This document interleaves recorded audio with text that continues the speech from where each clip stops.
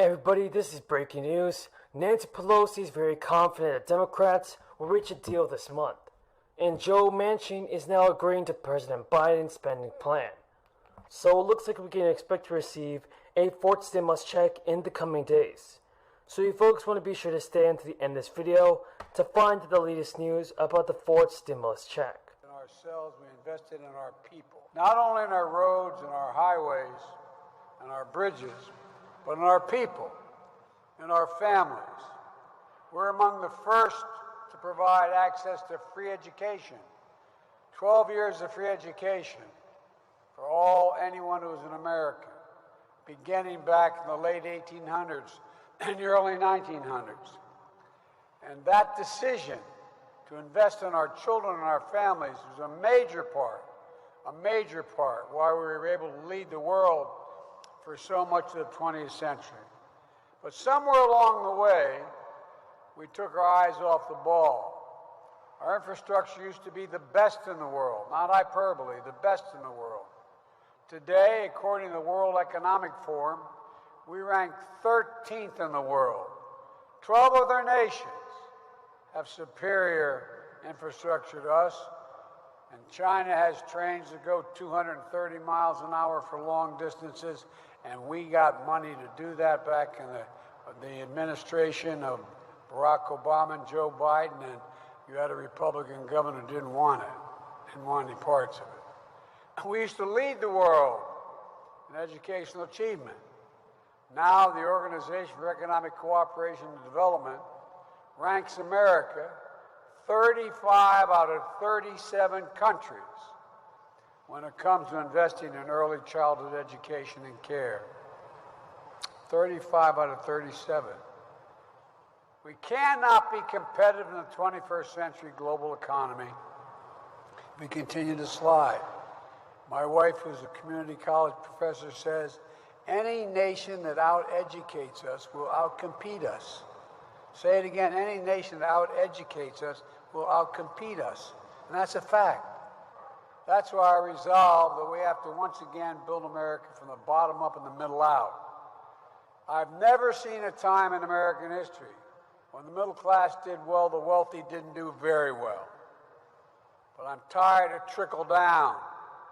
Trickle down hadn't worked so much for the last 15 years for working class and middle class folks. That's why I propose two critical pieces of legislation being debated back in Washington right now. These bills are not about left versus right or moderate versus progressive or anything that pits one American against another. These bills are about competitiveness versus complacency. Competitiveness versus complacency. They're about expanding opportunity, not opportunity denied. They're about leading the world or continuing to let the world pass us by. First, the infrastructure bill. It's about rebuilding the arteries of America. And the Portal Bridge project is showing why investments like this are so important. When the Portal Bridge was built, it was state-of-the-art, and it really was. But 110 years ago, today, it's been called business taxes to a level that would leave American industries paying more than their competitors in communist China. They've talked about jacking up marginal income tax rates in ways that would hammer small businesses and family businesses that file as pass-throughs. They've talked about adding a second death tax to give the IRS an even bigger bite out of family farms. They've even promised something that our country has never seen before: a new IRS surveillance dragnet where the IRS would get to track ordinary citizens' inflows and outflows. Banks and credit unions would be forced to hand over Americans' private information to the IRS. The Democrats are so desperate to shake down the American people for money that they're proposing to essentially treat everybody like they're under audit.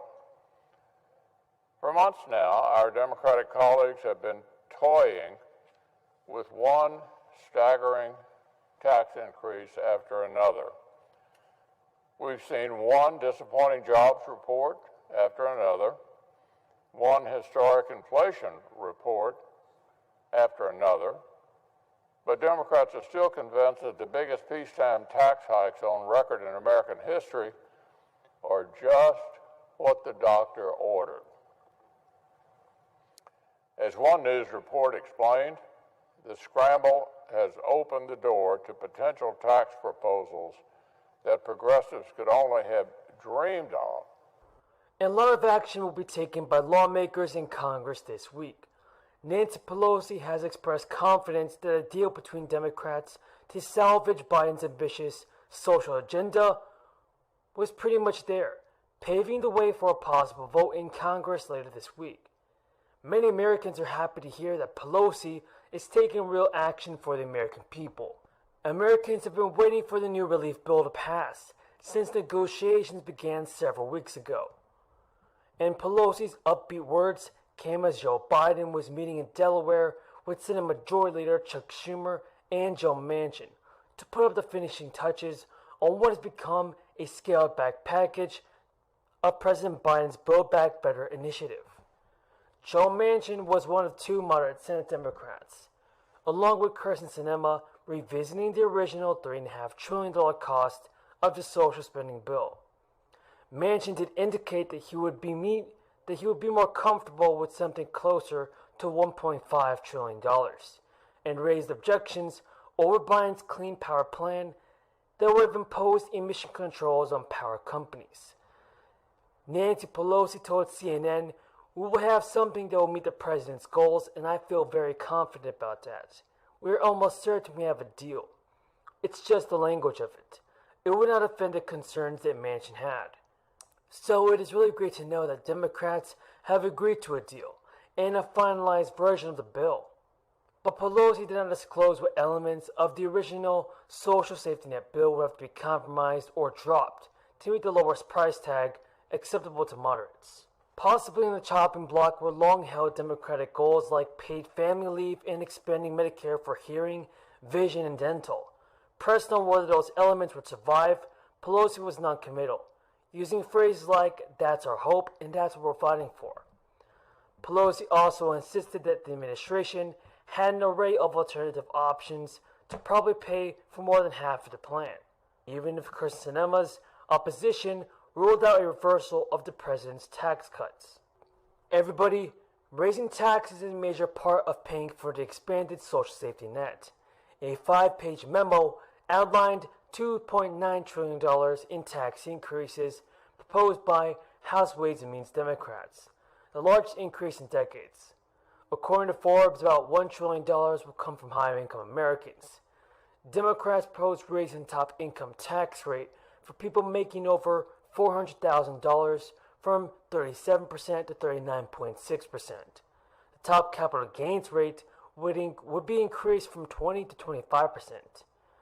And the Joint Committee on Taxation estimates tax changes would raise more than $2 trillion in revenue over 10 years, with roughly nearly $1 trillion from corporate and international tax reforms. But some critics say that the spending plan is full of delayed starts and cost shiftings to states, designed to fit to $3.5 trillion into a 10-year budget window. Democrats also say the $3.5 trillion will be paid for with $2.3 trillion of tax increases, $700 billion in savings from changing how Medicare and Medicaid buy prescriptions. Folks, can this bill get done? Tell me what you think in the comments below.